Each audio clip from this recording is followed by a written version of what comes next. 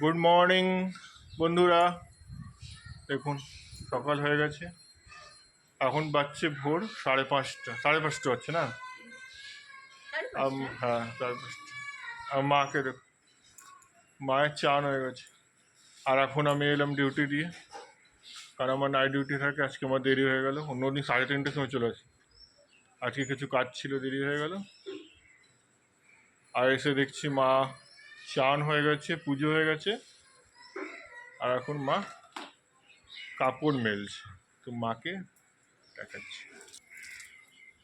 তুমি কিছু বলো মা।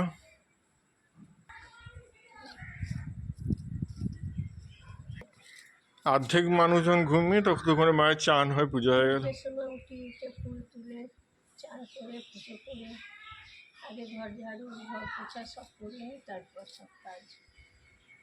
দেখুন মায়ের কাপড় মেলে, একদিনে 4টে নাইটি পেয়ে যাবে। আপনাদের সবাইকে সুপ্রভাত জানাচ্ছি। তো তুমি এবার এত সকালবেলা চান করে এরপর কী করবে? চা করবো, জলখাবার করবো, যা আমার ডিউটি তাই করবো। তো দেখুন সারাদিনই তো করেই যাচ্ছি, মা এই বয়সে সব কাজ করে, সব করে যাচ্ছি। আর আমরা ঠকে যাই একটু কাজ করতে, কিন্তু মা দেখুন সেই 3:30 অবধি উঠে নি সব কাজ করবে।